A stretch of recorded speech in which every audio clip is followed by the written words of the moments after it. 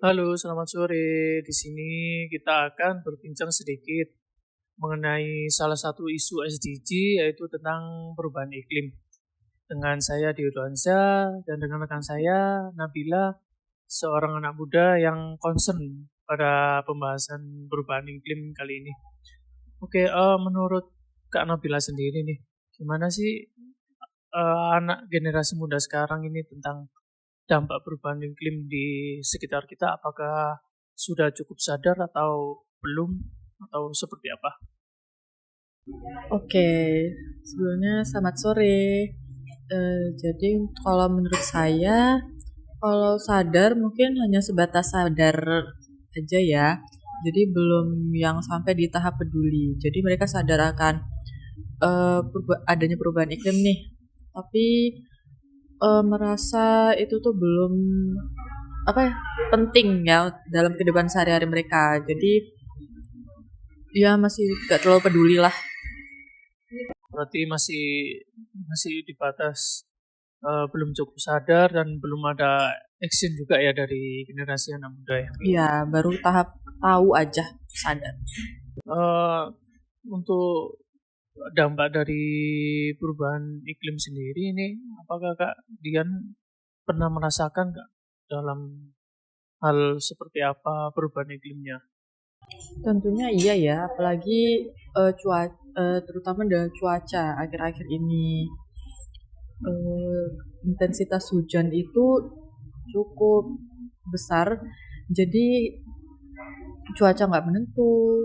Kalau sekalinya panas itu panas banget, sekalinya hujan deras banget. Jadi mungkin dampaknya ya ini sih, kalau hujan karena hujannya deras-deras banget itu pasti hujan dikit banjir di mana-mana. Mungkin itu sih yang paling terasa ya dari kehidupan sehari-hari. Untuk saat ini mungkin seperti itu. Berarti memang untuk perubahan iklimnya ini sangat ekstrim berarti ya.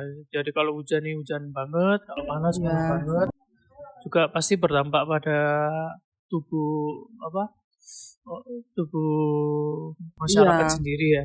iya. Jadi kalau ke badan manusia itu mungkin jadi gampang sakit ya karena cuaca Iya, nggak menentu. iya sih, betul banget sih Kak, setuju.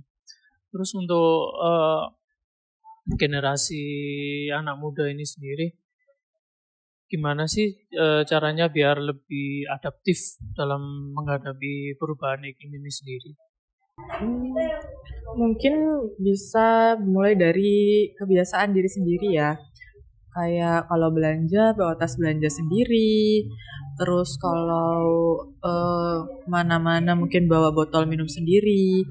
Jadi apa mengurangi penggunaan alat makan sekali pakai. Jadi yang hal-hal kecil dimulai dari hal-hal kecil aja mungkin itu bisa jadi berdampak besar ya ke lingkungan. Berarti memang harus dimulai dari diri sendiri ya Kak. Iya bener banget. Mulai dari hal kecil nanti baru berlanjut ke hal-hal besar ke yang lainnya gitu ya. Iya. Jadi untuk step atau lebih lanjut dari action untuk diri sendiri ya. Pasti kan ada step lebih lanjutnya yaitu kolaborasi. Nah, kolaborasi seperti apa sih atau sepenting apa antara masyarakat sama dengan pemerintah terkait? Kalau pentingnya sih tentunya sangat penting ya, karena kalau misalnya masyarakat bergerak sendiri tanpa adanya dukungan pemerintah itu kayaknya nggak mungkin. Tapi mungkin juga bisa dimulai dari hal-hal kecil aja, kayak mungkin dari tingkat mahasiswa misalnya, anak muda mungkin bisa bikin event yang yang berkaitan dengan Isu isu-isu perubahan iklim tadi, terus disponsori oleh pemerintah, instansi pemerintah setempat mungkin kayak dinas lingkungan hidup. Itu kan juga jadi salah satu kolaborasi antara anak muda dan pemerintah ya. ya, Itu juga jadinya mungkin lebih diminati juga sama anak muda begitu. wah, keren sih, keren untuk insight-nya dari Kak Nabila ini. Jadi memang harus ada action dari teman-teman generasi muda, terus dengan kolaborasi pemerintah terkait. biar berjalan dengan efektif ya. Iya, benar. Menanggulangi perubahan iklim. Mm-mm. Terus kalau kita lihat dari nilai Pancasila nih, nilai Pancasila sila keberapa sih? Atau nilai Pancasila yang seperti apa yang relevan dengan yang relevan untuk diterapkan dalam menjaga lingkungan ini? Mungkin kalau untuk kolaborasinya tadi itu ya lebih ke nilai persatuan ya di Pancasila. Cuman kalau ke secara keseluruhannya mungkin menurut saya itu lebih ke keadilan sosial. Karena kan menjaga lingkungan itu kan tanggung jawab bersama. Kemudian juga kita itu semuanya air bersih, kayak udara yang bersih itu juga hak semua ini ya, semua orang gitu. Jadi ya itu tadi sih. Jadi keadilan sosial. Karena kita yang menjaga, kita juga yang merasakan Iya benar. nikmatnya dari lingkungan yang sehat, yang bersih gitu ya Kak. Iya benar banget. Kemudian untuk aksi dari generasi muda ini atau anak muda sendiri nih yang dinilai apa sih hambatan terbesar dari anak muda ini dalam kegiatan yang kurang aktif dalam kegiatan peduli lingkungan ini? Mungkin kalau menurut anak-anak muda ya, kayak menjaga kegiatan-kegiatan yang berkaitan dengan lingkungan itu nggak dianggap cukup keren untuk diikuti. Jadi mungkin itu yang membuat mereka kemudian enggan untuk ikut gitu, untuk join lah gitu. Coba kalau misalnya ada kegiatan-kegiatan yang mengenai lingkungan terus viral gitu, kan sekarang anak muda sukanya yang viral, dikit-dikit viral. Jadi mungkin itu bisa, jadi itu juga mungkin bisa meningkatkan minat anak muda dalam isu tersebut lah.